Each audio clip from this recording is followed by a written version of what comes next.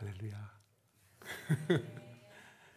옆 사람 인사하겠습니다. 잘 오셨습니다.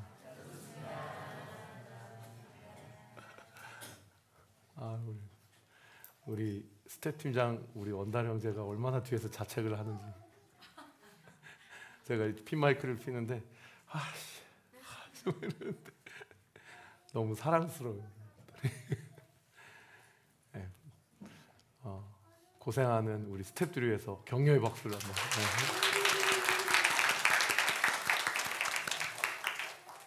어제 저희 성탄 12월에 또 긍휼 사역인 연탄 봉사를 잘 다녀왔습니다. 진짜 연탄 떼는 가정이 아직도 있더라고요. 또 다 떼고 요 한 장이 한 3시간 4시간 간다고 하더라고요. 그래서 하루를 이제 연탄을 온전히 떼서 이렇게 방을 달구려면 한 5장 정도 필요하다고 하더라고요. 그러니까 저희가 한 가정당 어제 한 200장씩 이렇게 놔드렸는데 한번 보니까 200장 해봐야 40일 정도밖에 이렇게 못 쓰시겠더라고요. 물론 뭐 24시간 떼지는 않겠지만, 그죠? 그리고 어느 가정을 또 들어가 보니까 정말 노부부가 이렇게 계시는 거예요. 그래서 제가 사진 좀 찍자고 얘기할까 하다가 또 그냥 초상권 침해일 것 같고, 그래서 어느 가정은 아예 그냥 나오지 않으시고 그냥 여기다만 놔주세요 하고 그런 가정도 있고, 어느 가정은 아유 너무 감사해요 하면서 할머니가 등이 이렇게 굽으셨는데도 할머니 들어가세요 추우니까 이렇게 해도 안 들어가시고 그렇게 있는 집안도 있고, 참 하여튼 너무 감사했습니다.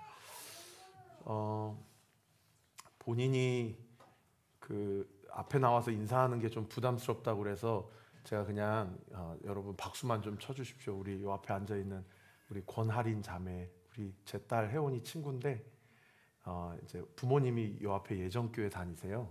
근데 저희 교회 이렇게 출석하다가 아무래도 한 가정이 한 교회를 섬기는 게 좋겠다 싶어서 또 이제 다음 주부터는 예정교회 간다고, 목사님 오늘이 마지막입니다 이렇게 얘기하더라고요.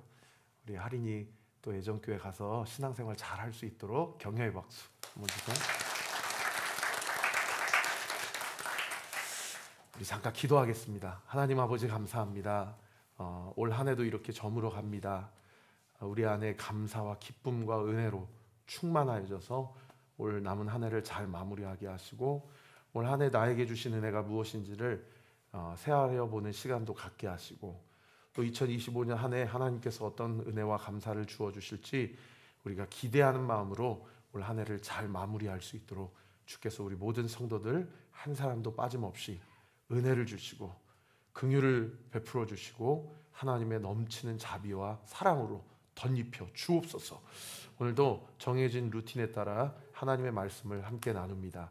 이 시간 하나님께서 주의 종의 혀를 그리고 모습을 온전히 예수의 보혈로 덮으시고, 또 오늘 예배드리는 모든 성도들을 예수님의 은혜로 덮어주셔서 이 말씀을 통해 다시 한번 우리가 힘을 얻고 이 한 주도 올 한 해도 온전히 주 앞에 승리하며 살아갈 수 있도록 역사하여 주시옵소서. 감사드리고 예수 그리스도 이름으로 기도합니다. 아멘. 계속해서 사무엘상을 우리가 묵상하고 있는데 사무엘상은 1장부터 끝장이 31장입니다. 근데 사무엘상의 사실상의 주인공은 다윗이고요. 그리고 그가 어떻게 왕으로 옹립되어지기까지의 어떤 과정이 있었는지를 기록하고 있는 성경이 사무엘상인데요. 여러분 잘 아시는 대로 자신의 장일 어른인 사울 왕, 초대 왕에게 쫓김을 당하는 삶을 한 10여 년 이상 살게 됩니다. 그가 골리앗과 싸웠을 때 나이가 약 한 15살 정도 전후되는 그 정도 나이였는데, 그가 왕이 되기까지 10년 넘는 시간들을 이렇게 자기의 장인 어른에게 쫓김당하면서, 그냥 단순히 쫓김당한 것이 아니고 그야말로 정말 죽이려고 혈안이 되어서 그렇게 도망자 인생을 살아가는 것이 사무엘상 19장부터 끝장 31장까지, 끝장에서 사울 왕이 죽거든요. 그래서 19장부터 31장까지인데 지난 한 주 우리가 계속해서 사울의 도망자의 그 루트를 따라보면서 그가 어떠한 시편을 썼는지 또 함께 여러분과 나누었고요. 그때 다윗의 상황이 어떠했는지도 우리가 함께 살펴보았습니다.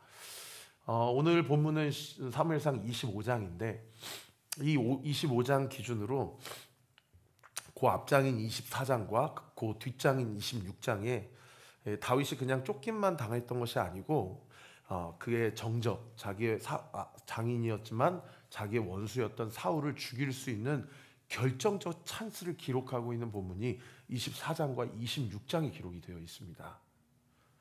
그런데 그 사이에 오늘 본문 25장이 기록되어 있는 그런 맥락입니다. 여러분 정말 내가 죽이고 싶은 또는 원수를 갚고 싶은 어느 한 사람이 혹은 지금까지 살아오시면서 있으셨습니까? 어떤 지금도 그런 좀 어려운 관계나 불편한 관계, 뭐 굳이 막 원수를 갚겠다까지는 아니더라도 저 사람하고는 다시는 만나고 싶지 않다. 그런 관계가 우리도 얼마든지 있을 수 있고, 참 우리의 헌정사가 참 가슴 아픈 게 뭐 어제도 탄핵이 결정되고 여기저기에서 이제 담화가 발표가 됐지만은 가슴이 아픈 게 다 그런 어떤 여러 가지 원수를 갚고 갚음을 당하는 그런 일들이 사실은 오늘 이 시대에도 버젓이 일어나고 있는 것이 우리의 현실이죠. 이 다윗이 사울을 죽일 수 있는 결정적 찬스에서 24장과 26장이 두 번에 걸쳐서 그 사건을 하나님이 주신 은혜로 그를 죽이지 않고 살려줍니다. 그 살려주면서 그가 왜 살려주었느냐라는 것이 24장 6절에 기록되어 있는데 다윗이 이렇게 얘기를 해요. 여호와의 기름 부음 받은 내 주를 치는 것은 여호와께서 금하는 것이니 그는 여호와의 기름 부음을 받은 자가 됨이니라. 사실은 하나님께서 다윗에게 너 절대 사울 죽이면 안 돼. 그는 내가 기름 부어 세운 첫 번째 왕이야. 그러니까 그를 죽이는 것은 너 선을 넘는 거야 라고 말씀하신 구절이 없습니다. 그런데 다윗은 분명히 하나님의 마음을 알았어요. 내가 사울을 죽이는 것은 하나님이 금하시는 것이다 라는 것을 알고 있었고, 하나님이 규정하신 그 선을 절대 넘지 않았다라는 거죠. 자, 그러한 큰 시험과 어떤 하나님의 테스트를 24장과 26장에서 다윗이 잘 넘어갔습니다. 그런데 요 큰 시험 사이에 이 작은 시험, 우리가 어떻게 보면은 다윗의 첫 번째 결혼 러브스토리가 기록되어 있는 이 25장이 어떻게 보면은 그냥 달콤한 에피소드처럼 우리가 말씀을 묵상할 수 있지만 그렇지 않아요.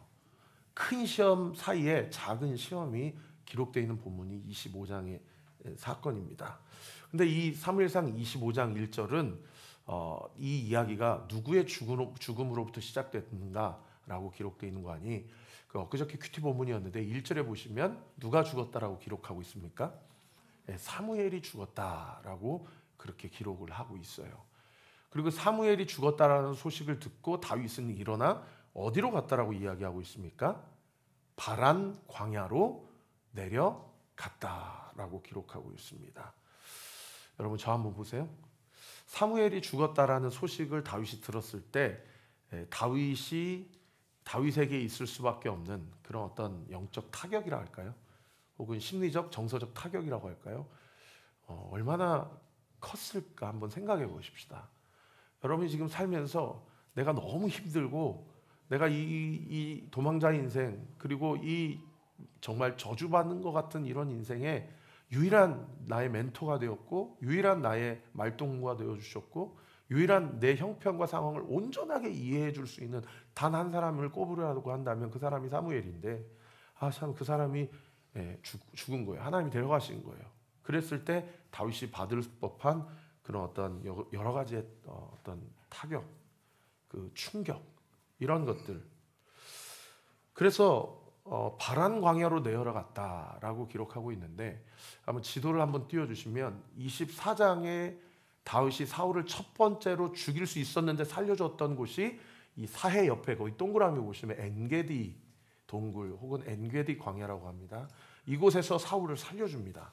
여기서 거의 죽을 뻔했어요. 완전히 지난주 제 설교 들어보신 분들 아시겠지만 완전히 코너로 몰렸는데 하나님이 블레셋 민족을 일으키셔가지고 여기서 사울이 다윗을 살려줄 수밖에 없는, 왜냐하면 지금 전쟁이 일어났으니까.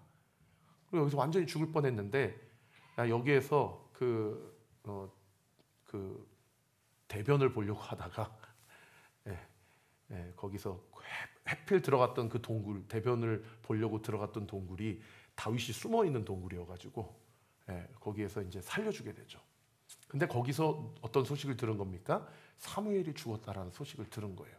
그래서 이 엔게디 광야에서 어디로 내려가냐면 바란 광야로 내려갑니다. 완전히 밑으로 내려가요. 여기 지도에서 바란 광야가 사실 저기가 아니에요. 이 지도가 너무 지금 줌이 당겨져가지고 지금 저렇게 써 있는데 조금 더 큰 지도를 제가 가져왔습니다. 저기 시나이 반도가 바란 광야입니다. 거의 모세가 율법을 하나님으로부터 받았을 때 그 시내산이 있는 곳이에요. 시내 광야가 바란 광야죠. 그 다윗이 고전에 있었던 그 계속 도망자 인생을 살았던 곳이 여기 이 지점이거든요. 여기에서 그냥 헤레스풀도 갔다가 그리고 뭐 아둘람 동굴도 갔다가 엔게디 광야도 갔다가 한 게 다 여기예요. 근데 갑자기 밑으로 확 내려가 버렸다라는 거죠. 바란 광야 쪽으로. 여러분 본문에 기록이 되어 있지 않지만 사무엘상 25장에 다윗의 감정의 상태를 세 가지로 정리를 해본다면 첫 번째는 이것입니다. 사울에 대한 두려움. 이제 사무엘도 없고 나는 죽었구나. 그 다음에 이제 두 번째는 하나님에 대한 원망이에요. 하나님은 왜 이 시국에 사무엘을 데려가셨을까? 나는 어쩌라고? 하나님 어떻게 이렇게 잔인하실 수 있는가? 그리고 마지막 세 번째는 자신에 대한 신세 한탄과 자기 안에 있는 그마저도 있었던 믿음이 무너지는 상태가 어쩌면 다윗의 사무엘상 25장의 그런 상황이라고 볼 수가 있는 것이죠. 근데 다윗이 이런 세 가지 감정에 함몰될 수 있는 그런 어떤 여유가 없습니다. 왜냐하면 지금 다윗은 홀몸이 아니고요. 자기를 따르는 600명의 가족들이 있었죠. 그러니까 무기를 들만한 자만 600명이니까 뭐 한 1인당 4인 가족이라고 한다면 적어도 한 2,400명, 3,000명 이상 되는 사람들이 다윗을 따르고 있으니까 이게 지금 이렇게 세 가지 감정에 함몰될 만한 여유가 없는 상황이라고 볼 수가 있는 거죠. 그래서 지도 한번 더 띄워주시면 아까 그 엔게디 광야에서 바란 광야로 내려가는 그 길에 제가 동그라미 쳐달라고 부탁드렸던 저기 마온 황무지라고 아마 시력이 되시는 분들은 보이실 텐데 마온 황무지라는 곳에서 사무엘상 25장 오늘 본문에 한 사람을 만나게 되는데 그 사람의 이름이 바로 나발이라는 사람입니다. 여러분 이 나발의 이름의 뜻이 뭐냐면 나쁜 놈. 제가 최대한 순화해서 표현해 보겠습니다. 나쁜 놈, 바보, 멍청이. 조금만 더 한 발자국 가면 썩을 놈. 이런 뜻이에요. 히브리어로. 여러분 어느 부모가 자기 아들을 나발, 나쁜 놈이라고 이름을 적겠어요? 그래서 히브리 문학에서 이 나발이라는 사람은 사실은 실명이 아니고 이 사람의 이름이 유대 문학 패러다임 안에서 이런 이미지다라고 하면서 그냥 저자가 그냥 나발이라고 해버린 거라고 많은 학자들이 추정을 합니다. 그래서 제가 여러분에게 조금 도움을 드리고자 사진을 좀 준비했는데 오늘날 이 나발이라고 하면 우리 민족한테는 이 배우님께 너무 제가 죄송한데 한번 이미지를 띄워주세요. 조선시대 때 이런 이미지예요. 여러분 한 오른쪽에 있는 조선시대 때 이런 이미지 아니면 일제시대 때 이런 이미지 이런 이미지가 유대 사회에서 나발, 썩을 놈 이런 이미지라는 거죠. 오늘 25장의 나발에 대해서 성경이 뭐라고 회고를 하냐면 3절에 이렇게 설명을 하는데 그 사람의 이름은 나발이요 그 아내의 이름은 아비가일이라 그 여자는 총명하고 용모가 아름다우나 남자는 완고하고 행실이 악하며 그는 갈렙 족속이었더라. 충격적이죠. 여러분 유다 지파의 갈렙하면 믿음의 조상 아닙니까? 그죠? 이 산지를 내게 주소서. 근데 이 갈렙이라는 발음 단어가 이 켈럽 유다 지파의 우리가 잘 아는 이 여호수아와 갈렙 할 때 갈렙이기도 하지만 이것도 좀 죄송합니다. 히브리어로 개새끼가 갈렙이에요. 네. 그러니까 그는 갈렙 족속이었다가 그는 개 같은 놈이었다. 네. 이렇게 주석에서 그렇게 이야기하는 사람들도 있습니다. 그러니까 얼마나 그 불의한 방법으로 온갖 권모술수를 다 사용하여 부를 축적하고 주변에 있는 약한 자들을 다 못살게 굴고 자기의 사리사욕을 채우기 위해서 모든 계략을 다 동원하는 그런 사람이 나발이었다라는 거죠.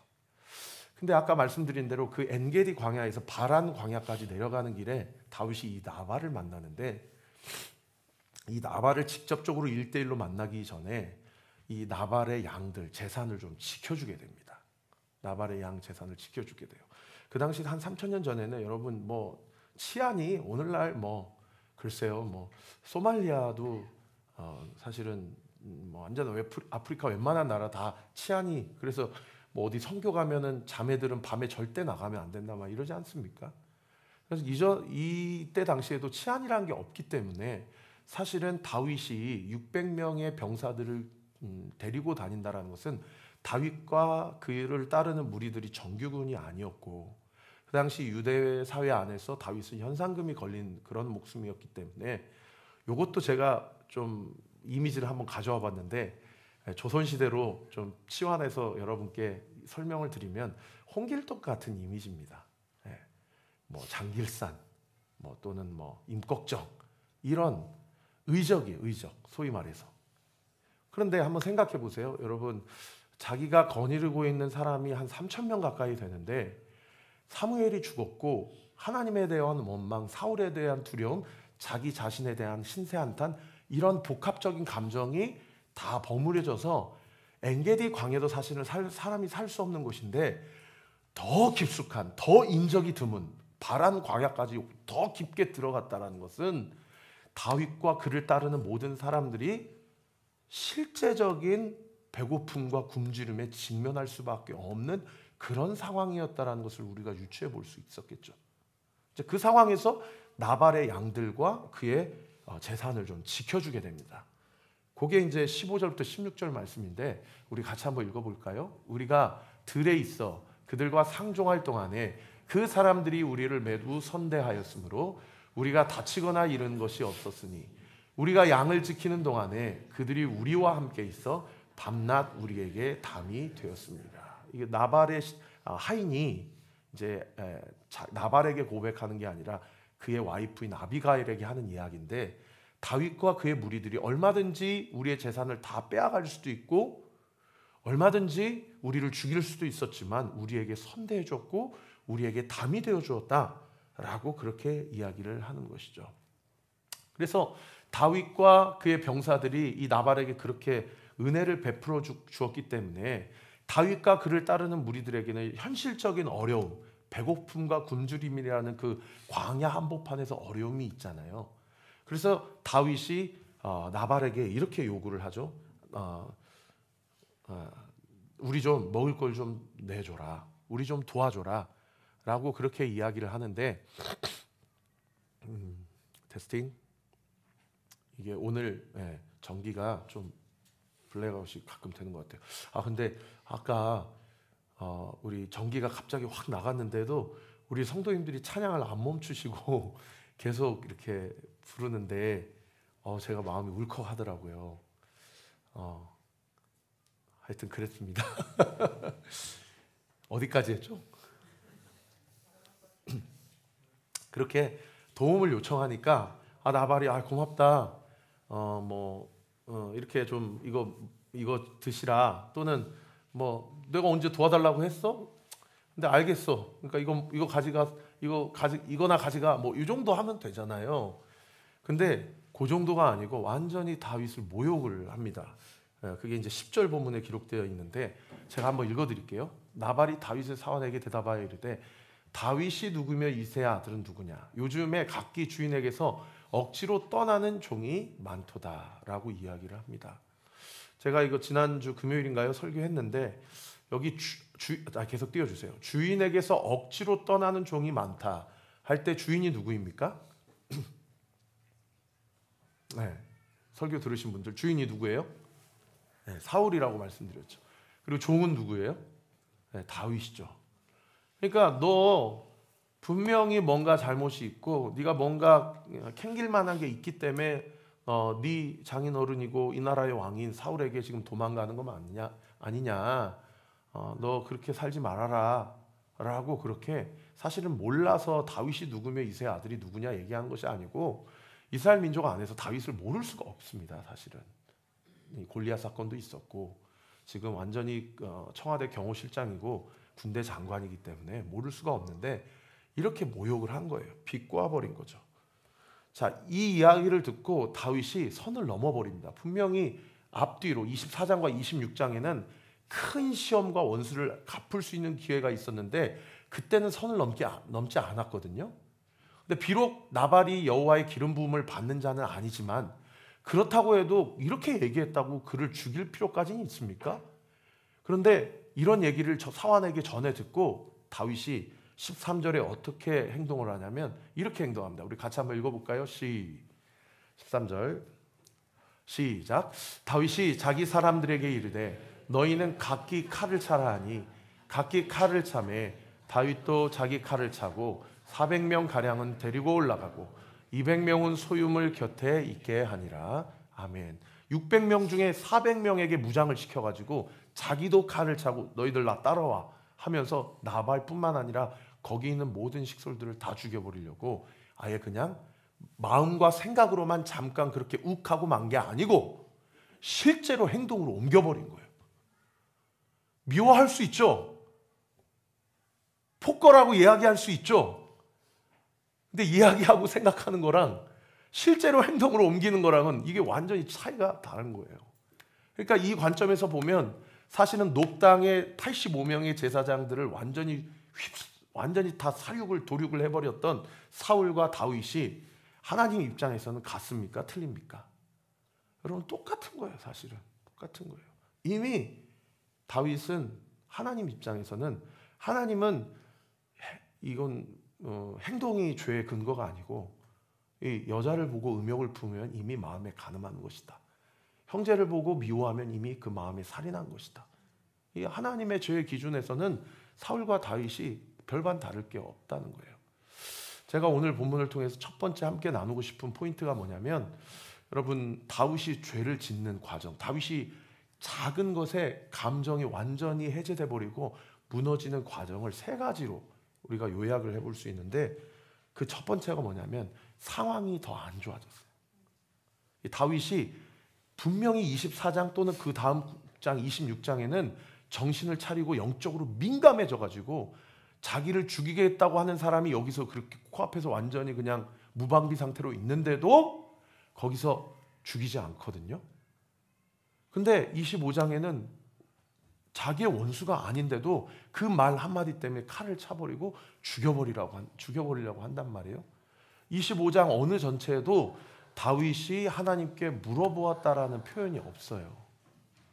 그러니까 우리가 영적인 민감함을 놓치고 우리 안에 미움과 판단이 들어오고 그것이 실행까지 옮겨질 때에는 우리 안에 영적 민감함을 상실해가는 과정이 있는데 그 첫 번째 과정이 뭐냐면 내 주변의 상황이 안 좋아진다는 거죠.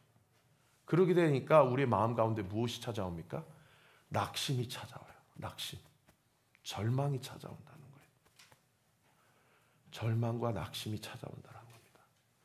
절망과 낙심이 찾아오니까 두 번째 단계가 뭐냐면 당연히 하나님께 묻지를 않게 되는 거죠. 하나님께 묻지 않게 되고 다윗이 어디로 가버려요? 분명히 지난 주일날 설교 때 우리가 함께 나눈 것처럼 하나님의 뜻은 유다 땅을 나가는 것이다 아니면 안에 있는 것이다. 안에 있는 것인데 완전히 더 깊은 바란 광야까지 들어가 버리는 거죠. 이렇게 하나님께 묻지 않게 되니까 그 결론이 어디로 이어지냐면 회피, 도망감, 책임에 대한 회피로 이어지게 됩니다. 이게 다윗이 무너지게 되는 과정이에요. 그리고 마지막 세 번째는 어떤 과정이냐면 요때 작은 문제 앞에 감정을 주체하지 못하고 이제 죄를 짓게 되는 그런 과정인 거죠. 자, 이 세 가지를 정리해 보면 하나하나의 단어로 정리해 보면 이렇습니다. 첫 번째는 우리의 마음 가운데 상황이 안 좋음에 따라서 절망과 낙심이 찾아오고요. 두 번째는 회피하게 됩니다. 그리고 마지막 세 번째는 거기서 이제 죄를 짓게 되는 거죠. 조금 이따 등대 모임 때 한번 나눠 보십시오. 내가 영적으로 실족하게 되는 또는 죄를 짓게 되는 여러분의 삶 가운데 여러분만의 어떤 순서나 루틴이 있습니까? 혹시 내가 지금 끊어야 될 마음의 루틴이 있다면 그것은 무엇입니까? 습관적으로 절망하는 나만의 생각의 패턴과 행동이 있다면 함께 한번 나눠보시기 바랍니다.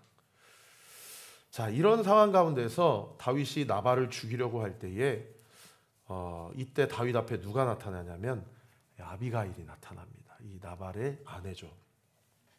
어제 큐티 본문에 보시면은 이 아비가일이 이 다윗 앞에 취한 행동 세 가지가 있습니다. 여러분 적으세요. 아비가일은 지금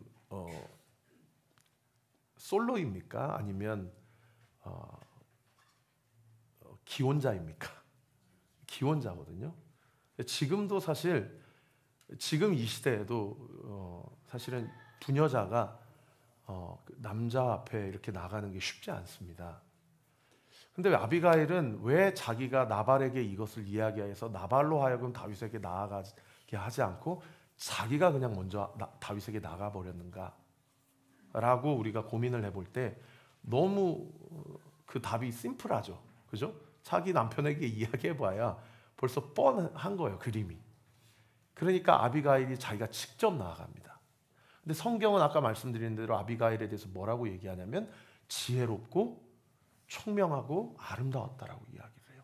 그러니까 단순히 미모가 아름다웠다는 이야기, 뭐 그런 이야기가 될 수도 있겠지만은 그가 하나님 앞에서 얼마나 두렵고 떨리는 마음으로 또는 겸손한 마음으로 매 순간순간 자기의 마음과 감정을 지키며 실행에 옮겼다라는 것을 우리가 엿볼 수 있는 그런 포인트예요. 근데 그런 지혜로운 여자가 칼을 차고 오는 600명 앞에 자기 혼자 나아간다?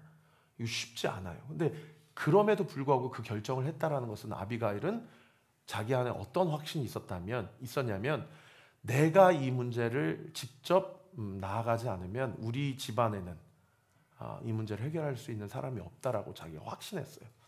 그리고 내가 직접 나아가는 것이야말로 하나님이 기뻐하시는 하나님의 뜻이다라는 것을 자기가 확신했습니다. 그러니까 지혜로운 사람은 뭐냐면요, 나설 때랑 물러날 때를 분별할 줄 안다라는 거죠. 아무 때나 다 나서는 게 아니고 아무 때나 다 뒤로 꽁무니 빼는 게 아니라는 거예요.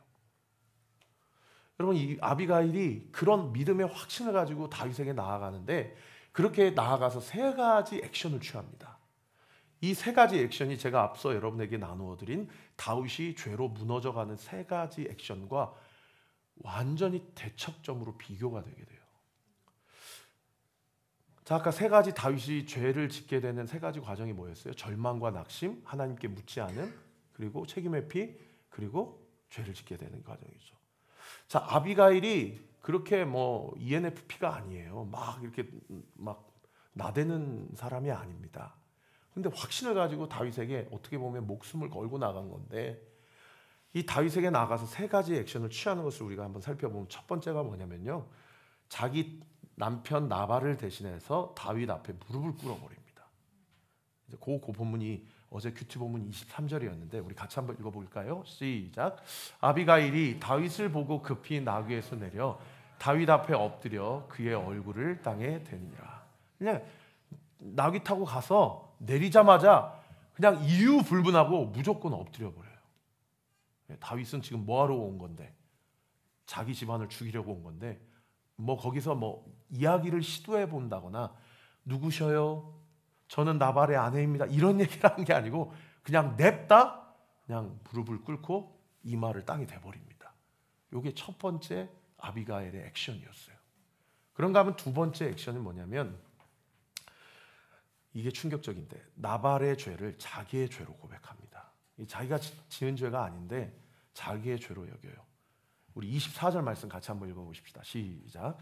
그가 다윗 발에 엎드려 이르되 내 주여 원하건대 이 죄악을 나 곧 내게로 돌리시고 여종에게 주의 귀에 말하게 하시고 이 여종의 말을 들으소서. 여기서 제일 중요한 고백이 이 죄악, 이 나발의 죄악을 나에게로 돌리십시오 라고 하면서 남편의 죄를 자기의 죄로 여긴다라는 거죠. 마지막 세 번째 액션이 뭐냐면, 쉽게 얘기하면 이런 한 문장으로 요약할 수 있어요. 큰 인물이 되실 분인데 오점을 남기지 마십시오. 쉽게 얘기하면 이런 거예요. 28절 말씀인데 제가 읽어드릴게요. 주의 여종의 허물을 용서하여 주옵시고 여호와께서 반드시 내 주를 위하여 든든한 집을 세우리니. 이 든든한 집, 이 베트, 하나님의 집 하면 야곱이 하나님 만난 곳, 이 히브리어 단어로 집이 베델, 베트잖아요. 나중에 사무엘하 7장의 그 유명한 다윗 언약에서 내가 주님을 위해서 베트, 집을 지어드리겠습니다. 성전 지으려고 그러니까 주님이 다윗에게 뭐라고 얘기합니까? 야, 네가 날 위해 집을 짓는다고? 내가 널 위해서 집을 지어줄게 하면서 다윗에게 약속하신 무조건적 언약이 뭐냐면 하나님 나라죠.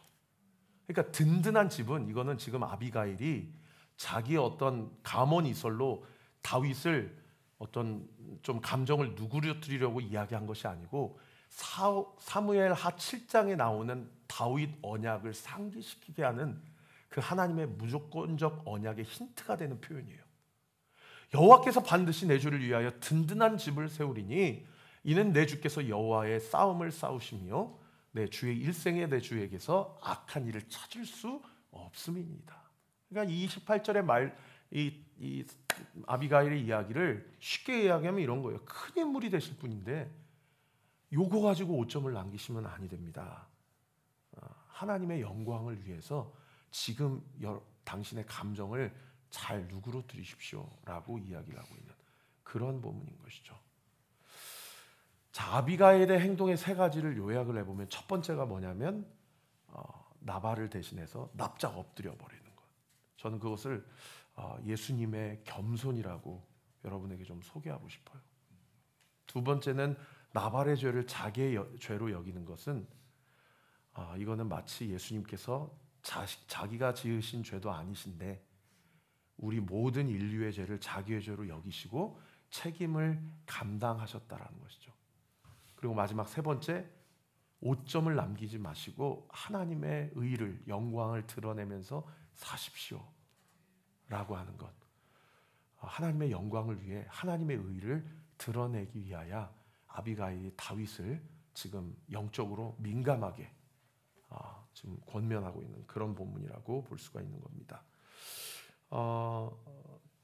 그래서 저는 이 아비가일의 다윗 앞에서의 이 행위, 이 지혜로운 행동을 묵상하면서 여러분 잘 아시는 빌립보서 2장의 말씀이 생각났는데요. 저는 이 말씀을 너무 좋아해서 사실은 5절부터 11절까지 다 외웁니다. 여러분, 우리 안에 이 말씀에 대해서 사도 바울이 빌립보서 옥중서신이거든요. 감옥에 갇혀 있지만 빌립보 교인들에게 사도 바울이 뭐라고 권면하냐면, 너희 안에 한 가지 마음을 품되 예수님의 마음을 품으라 라고 그렇게 권면합니다. 그러니까 그 예수님의 마음은 결국 제가 방금 여러분과 함께 나눈 세 가지의 아비가일의 마음인데요. 그 첫 번째가 뭐냐면 겸손이, 완전히 납작 엎드리는 거죠. 예수님도 7절에 보시면은 자기를 비워 종의 형체를 가지사 사람들과 같이 되셨다. 그 다음에 이제 두 번째는 뭐냐면 책임지시는 삶을 사셨어요. 그게 이제 8절에 자기를 낮추시고 죽기까지 복종하셨으니 곧 십자가에 죽으십니다. 그리고 마지막 세 번째는 11절에 모든 입으로 예수 그리스도를 주라 시인하여 하나님 앞에 영광을 돌리게 하셨다. 그러니까 다윗 앞에서의 아비가일의 사역과 행동이 마치 나를 향한, 우리를 향한 예수 그리스도의 성육신적 사역을 예표하는 예수 그리스도의 그림자였다라고 우리가 정리해 볼 수 있는 것이죠. 여러분, 오늘날 이 시대가 이런 결의 그리스도인들이 필요한 시대를 저는 우리가 살아가고 있다고 믿습니다. 할렐루야. 그래서 아까 다윗이 죄로 인해서 무너지는 세 가지 과정과 아비가일이 세 가지 과정을 통해서 다시 한번 다윗을 세우는 그 과정이 완전히 이게 대척점에서 대조가 되는데, 한번 띄워주시면, 아비가일은 겸손한 마음, 완전히 내리자마자 바싹 엎드려 버렸어요. 그리고 내 죄 때문입니다. 우리 남편이 잘못한 거 아닙니다. 나 때문입니다. 그리고 이 모든 것을 통해 하나님께서 영광 받으시도록. 다윗은 이것과 대척점에 있듯이 어떻게 했습니까? 절망과 낙심. 저는 이거를 다른 말로 교만이라고 봐요. 여러분, 절망과 낙심이 하나님 앞에서 교만입니다. 왜요? 자기가 하려고 하다가 안 되니까 절망하고 낙심하는 거거든요. 이 교만한 마음이요, 결국에 해봤자 안 되니까 어떻게 되냐면 도망가게 돼요. 그리고 결국 죄의 자리에까지 나가게 되더라는 것이죠. 아비가일의 이 성육신적 사역을 통해서 여러분, 다윗이 정신을 번쩍 차립니다. 어쩌면 이 아비가일의 지혜로운 행동 때문에 26장에서 한 번 더 사울을 죽일 수 있었는데, 거기서 다윗이 거기서도 죽이지 않았는지도 모르겠어요.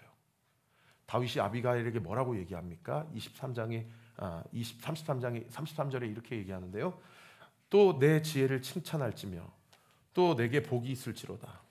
오늘 내가 피를 흘린 것과 친히 복수하는 것을 네가 막았느니라. 내가 잠깐 정신 못 차리고 내가 이 작은 일로 인해서 높당에서의 사울처럼 그렇게 도륙하려고 그랬는데 내가 이제 정신을 차렸다. 고맙다.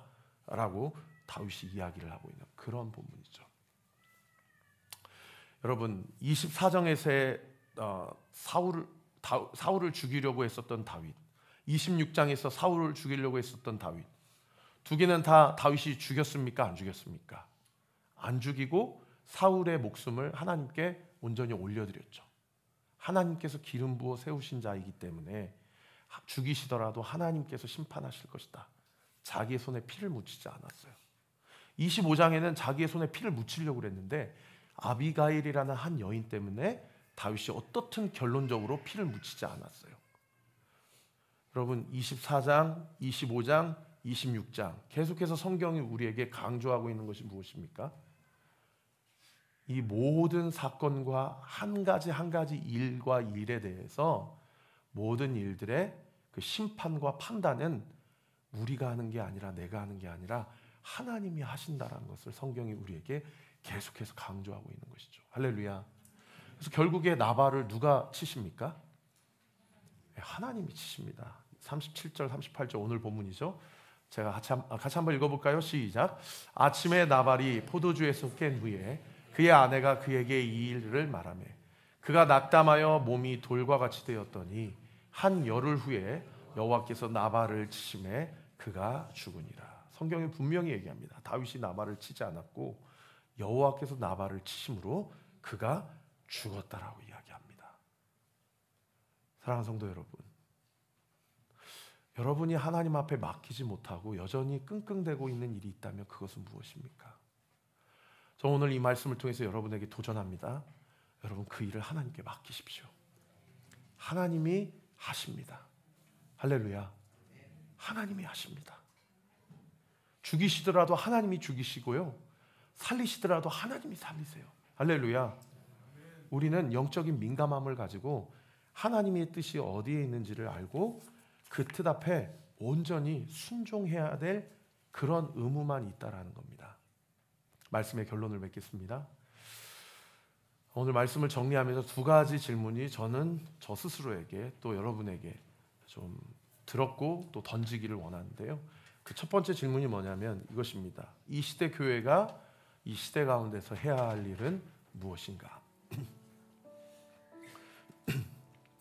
이 시대를 살아가는 그리스도인들이, 성도들이, 예수님을 믿는다고 하는 자들이 이 시대 가운데서 해야 할 일은 무엇인가? 여러분들이 가정에서 해야 할 일들이 있으시고요, 여러분들이 각자의 직업과 생업과 일터에서 해야 될 일들, 학교에서 해야 될 일들이 있으시고, 또 우리에게 주신 이 온리 공동체에서 우리가 해야 될 일이 있습니다. 저는 어제 연탄 봉사를 하면서 참 여러 가지 생각이 들었습니다.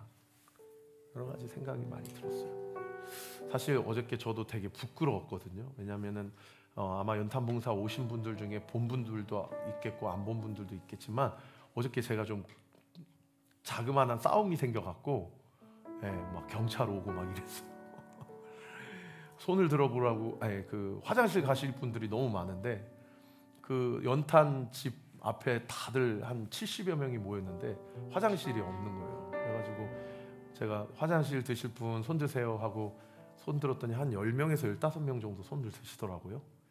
그래서 저 따라오세요 라고 해가지고 바로 그 옆에 가니까 편의점이 1층에 있고 2층에 이제 교회가 있더라고요. 그래가지고 여기에 좀 화장실 이용하면 되겠다 라고 해서 이제 편의점 사장님한테 좀 질문을 드렸더니 막 저에게 막 짜증을 내면서 막 뭐라 하는 거예요. 근데 듣고 보니까 매주 토요일마다 연탄 봉사하려고 오신 분들이 다 그 사장님한테 가가지고 화장실 어디 있냐고 막 그런 거예요. 그러니까 이분이 한 지난 몇 주 동안 있었던 것들을 이만큼 쌓아놓으셨다가 저한테 다 푸시더라고요. 그럼 저도 그냥 그럼 죄송합니다 하고 빨리 나와서 그냥 이렇게 하면 되는데 저도 욱해가지고 그분하고 이렇게 말싸움이 되다가 그 딸이 112에 신고해가지고 경찰이 온 거예요. 근데 이제 본인들도 부끄러우니까 경찰 와서는 나오시지도 않으시고 저만 경찰한테 얘기하고 그런 일들도 있었거든요. 연탄 나르는데 계속 마음이 불편하더라고요. 좋은 일을 하려고 왔는데 내가 그거 좀 참으면 되는데 너무 부끄럽다. 성도들 앞에서도 부끄럽고 저도 혈기가 있으니까 마음에 욱하는 게 올라오니까 여러분 오늘 본문의 다윗의 이야기, 나발의 이야기가요 저와 우리의 이야기입니다. 우리가 세 가지 과정을 통해서 죄를 짓는 그런 일련의 루틴이 있다는 거죠. 근데 이 시대에 필요한 사람들은 어떤 사람들이에요? 아비가일 같은 사람이 필요합니다. 참으세요. 제가 잘못했어요. 저한테 그 죄를 돌리세요. 제가 있으니까 좀 참으세요. 제가 좀 수치스럽고 부끄러운 마음이 한편에 있었고 또 한편의 마음은 어떤 마음이 있었냐면 어제 어쨌든 대통령이 탄핵이 됐잖아요. 국회 안에서는 여러 가지 이야기들이 들리고 또 광화문 앞에서는 다른 반대편 집단의 또 시위가 있고 한국 사회가 서울부터 지방에 있는 큰 도시, 중소도시에 이르기까지 어제 하루 종일 얼마나 각자의 정치적인 입장과 신념과 자기의 생각으로 사실상 도배가 됐던 하루가 어제 하루 아닙니까? 근데 연탄을 나르면서 우리 성도님들이 너무 행복하고 기쁜 거예요. 성도님들의 얼굴이 너무 좋은 거예요. 그리고 우리 아이들이 경쟁이 붙어가지고 처음에는 사진 한번 띄워주세요. 사진 혹시 제가 올려드린 다들 이게 지게를 가지고 이렇게 연탄을 날랐거든요. 근데 아이들이 처음에는 이제 얼마나 무거운지 저 연탄 하나가 3.75kg, 7kg입니다. 그러니까 2개만 해도 한 7kg 되는 거죠. 4개 하면 몇 kg? 최대 6개까지 이렇게 할 수 있는데 처음에는 얼마나 무거운지 모르니까 우리 아이들이 2개만 해주세요 하고 2개 하더니 갑자기 애들이 경쟁이 붙어가지고 저 3개요, 저 4개요. 그러니까 제 아들 다음이도 나중엔 5개요. 그래서 제가 와 다음아 안 힘들어? 하니까 안 힘들어 하더니 끝까지 5개, 6개. 우리 요한이도 우리 소윤이도 얼마나 우리 아이들이 그렇게 그 할머니 집, 할아버지 집 한 번도 만나 뵙지도 못한 그 집 가가지고 지금 이 2024년에도 이렇게 살아가시는 분들이 있구나라는 것을 눈으로 보고 저는 사실은 연탄은행이라는 NGO 단체에서 다 어떤 후원을 받고 구매만 해주면 저희가 가서 그냥 나르기만 하면 되는 줄 알았어요. 근데 그게 아니더라고요. 저희 다 2만 원씩 내서 그 돈 가지고 저희가 저희 돈 들어서 연탄 사가지고 저희가 저희 몸으로 다 연탄을 나눠드리고 한편으로는 그 사장님하고 점에서 부끄럽고 수치스러운 마음이 한 반절이 있고 한편으로는 너무 기쁘고 감사한 마음이 있어서 성도님들이 끝나고 나서 이거 한 달에 한 번씩 하면 안 돼요? 이런 얘기하고 도와주니까 너무 기쁘다고 어제 하루 종일 이 정치적인 어떤 상황과 이 국가적인 시국 때문에 마음이 너무 혼란스럽고 어려웠는데 우리 성도님들이랑 같이 나는 버튼 하나만 누르면 따뜻한 기운이 올라오는 집에서 살면서 여전히 이 시대에도 연탄을 하루에 5장씩 넣지 않으면 바닥이 따숩지 않는 할머니들 할아버지들 보면서 우리가 그거 뭐라고 1, 2만 원씩 다 걷어가지고 우리 아이들이랑 같이 또 오지 못하시는 분들도 무릎이 아프셔서 또 상황이 안 되셔서 기도로 온리 성도들이 전체가 다 서포트 해주고 그렇게 함께 그 어저께 혼잡스럽고 번잡스러운 그 시국 가운데 우리 성도님들이 다 같이 그 일들을 하니까 이 시대 가운데 하나님이 찾으시는 한 사람, 이 시대 가운데 하나님이 찾으시는 한 교회는 어쩌면 좌로 우로 진보로 보수로 여러 가지 이념과 여러 가지 세계관으로 가치 판단으로 그렇게 이 생각이 옳다 저 생각이 옳다의 어떠한 그러한 교회 그러한 성도가 아니라 그저 묵묵히 나라를 위해 기도하고 주님의 사랑이 필요한 자들에게 그 사랑을 전달하고 저들의 죄가 나의 죄입니다. 나를 불쌍히 여겨주시고 내 죄를 용서해 주시고 하나님 영광을 받아 주옵소서. 그러한 한 사람 한 사람이 필요한 시대가 아닌가 그런 생각이 들었습니다. 그래서 말씀을 마무리하면서 2가지를 여러분과 함께 좀 도전하고 싶은데요. 첫 번째 같이 한번 따라해 볼까요? 마음을 낮춥시다. 겸손한 마음을 달라고 기도합시다. 베드로전서 5장 5절 하반절 말씀인데요. 다 서로 겸손으로 허리를 동이라. 하나님은 교만한 자를 대적하시되 겸손한 자들에게는 은혜를 주시느니라. 할렐루야. 여러분 마음이 높아진 부분 있으면 우리는요 겸손하고 싶어서 겸손해질 수 있는 사람들이 아닙니다. 그렇게 되면 이 설교가 또 도덕 윤리 설교로 변질될 거예요. 여러분 예수님이 우리의 마음을 붙들어 주셔야 돼요. 그래야 우리가 겸손할 수 있습니다. 저에게 우리 온리교회 성도들에게 그러한 은혜가 있기를 예수님의 이름으로 축원합니다. 그런가 하면 2번째로요 따라합시다. 책임을 집시다. 책임 있는 삶을 삽시다. 여러분 왜 제가 이렇게 설교할 수밖에 없고 왜 우리가 이런 설교를 들어야 됩니까? 예수님이 나의 모든 책임을 그분이 지셨기 때문이에요. 할렐루야. 갈라디아서 1장 4절 5절 말씀 그리스도께서 하나님 곧 우리 아버지의 뜻을 따라 이 악한 세대에서 우리를 건지시려고 우리 죄를 대속하기 위하여 자기 몸을 주셨으니 영광이 그에게 세세토록 있을지어다. 아멘. 여기서 자기 몸을 주셨대요. 여러분 예수님은 하나님 아니십니까?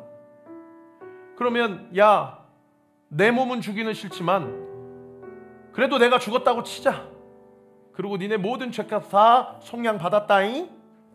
그리고 그렇게 하실 수 있잖아요. 그분 전능하시니까. 그런데 책임지는 삶을 우리 삶 가운데 보여주신 거예요. 그러니까 아까 5절에 어떻게 돼요? 그 책임지는 삶이 하나님의 영광으로 나타난다는 거죠. 베드로전서 2장 24절 말씀 같이 한번 읽어볼까요? 시작. 친히 나무에 달려 그의 몸으로 우리의 죄를 담당하셨으니 이는 우리로 죄에 대하여 죽고 의에 대하여 살게 하려 하심이라. 그가 채찍에 맞음으로 너희는 나음을 얻었나니. 등대 모임 나눔 질문 2번입니다. 자기 생각이 옳다고 생각하는 시대를 살면서 나는 나의 죄를 고백하며 살고 있습니까? 우리 가정과 교회, 나를 위해 내가 인정하고 감당해야 할 나의 책임은 무엇입니까? 우리 함께 찬양합시다. 나의 갈망은 주께서 나갈듯 나도 주님을 온전히 아는 것. 나의 갈망은 주 날 사랑하듯 나도 주님을 사랑하는 것. 한 번 더요. 나의 갈망은 주께서 나를 알듯 나도 주님을 온전히 아는 것. 나의 갈망은 주 날 사랑하듯 나도 주님을 사랑하는 것. 주 얼굴 보게 하소서. 주 더욱 알게 하소서. 주님의 눈에 비춰진 아름다운 보리. 주 모든 것 주셨으니 주 형상 담기 위하여 나의 모든 것을 주님께 드립니다. 우리 한 번 더 고백합시다. 나의 갈망은 주께서 날 알듯 나도 주님을 온전히 알고 싶습니다. 나의 갈망은 주 날 사랑하듯 나도 주님을 사랑하는 것. 우리 한 번 더요. 나의 갈망은 내 모든 삶을 사랑의 제사로 주님께 드리기 원합니다. 내 사랑 주의 기쁨이 되리 주의 사랑에 빛을 비추리.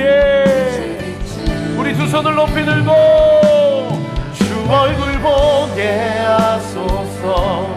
주 더욱 알게 하소서.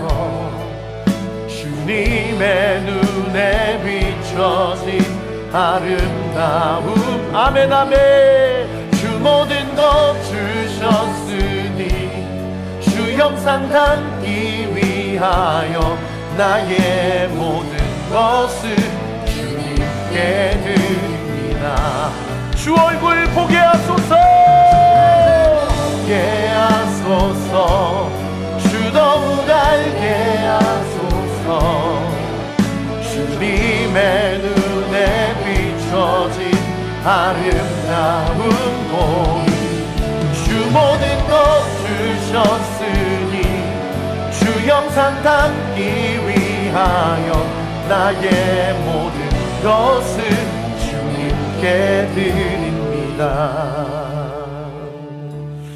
여러분, 혹시 내가 알고 있는, 내가 부정적으로 혹은 죄의 자리로 빠지게 되는 나만의 루틴이 있습니까?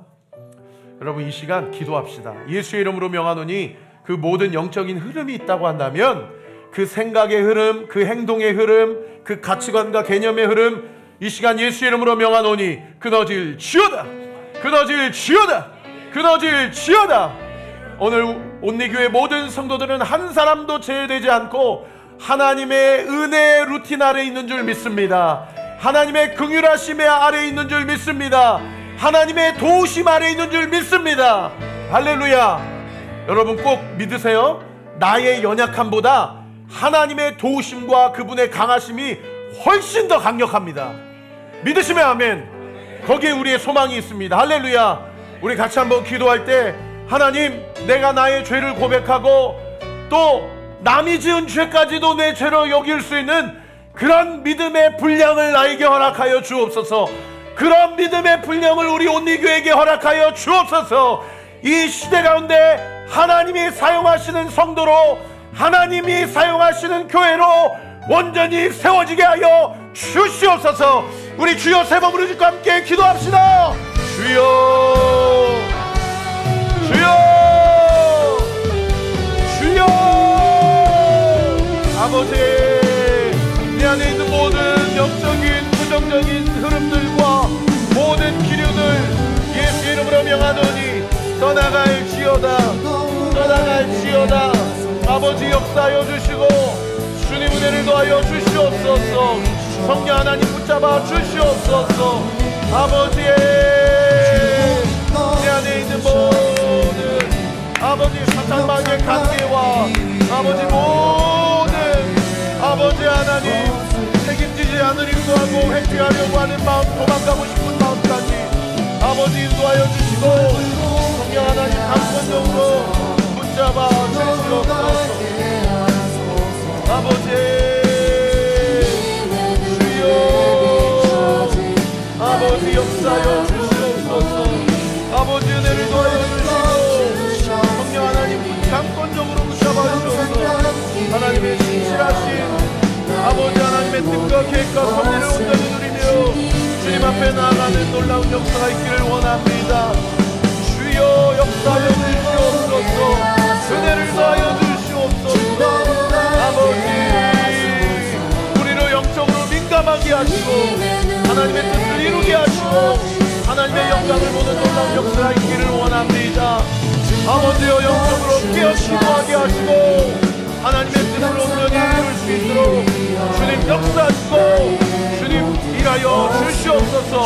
주님 역사하여 주시옵소서. 우리의 마음을 주님 앞에 온전히 올려드립니다. 친히 나무에 달려 그 몸으로 우리의 죄를 담당하셨으니 이는 우리로 죄에 대하여 죽고 의에 대하여 살게 하려 하심이라. 그가 채찍에 맞음으로 너희가 나음을 얻었느니라. 아버지 하나님 감사합니다. 오늘도 주님의 마음을 우리에게 부어주시고 이 시대를 위해서 무엇을 위해 기도하고 누구를 위해 기도하며 또 어떻게 기도해야 될지 우리로 알게 하심에 감사를 드립니다. 아버지 우리의 마음 가운데 모든 절망과 낙심들, 습관적으로 낙심하고 한숨 쉬는 것들, 그리고 내 안에 여전히 내가 하려고 하여 하나님 보시기에 교만한 모든 마음들 이 시간 예수의 이름으로 다 떠나가게 될지어다. 걷어질지어다. 예수의 이름으로 끊어질지어다.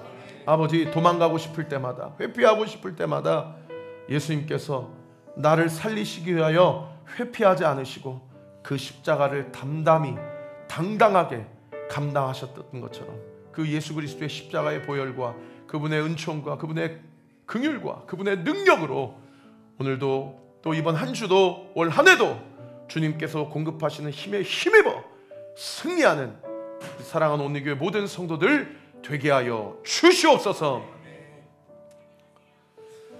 한 해 동안 무사히 잘 마치게 해주심에 감사합니다. 2025년에도 말씀과 기도로 살 수 있게 하시고 시작하는 사업 가운데도 주님의 도우심이 있게 하여 주옵소서. 믿음의 배우자를 두고 기도하고 있습니다. 주님이 보시기에 합한 자를 주시리라 믿습니다. 평범한 일상을 감사하지 못하고 살았던 것을 회개합니다. 하루의 시작과 끝을 감사함으로 살아가기를 결단합니다.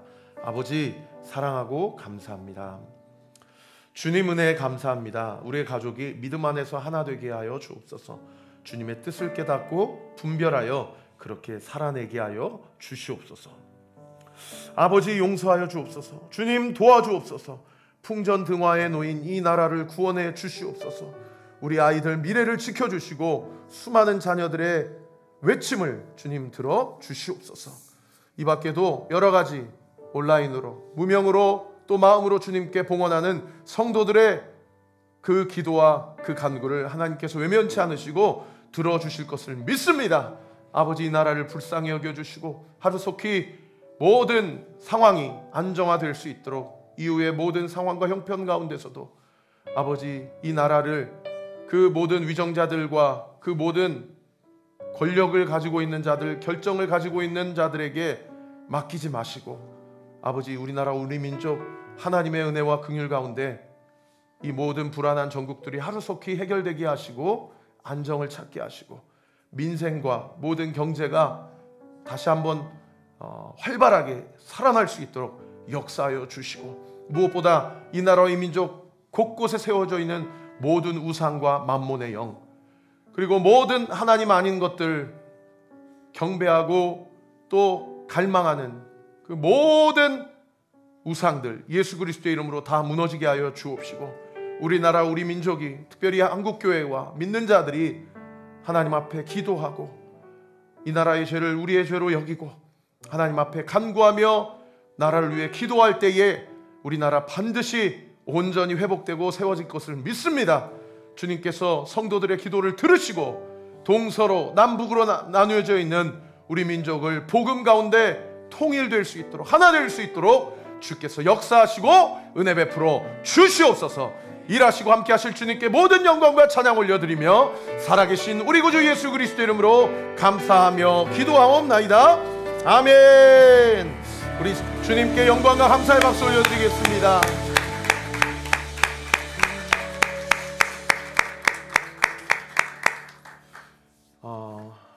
우리 가영자매하고 주님은 빛이십니다.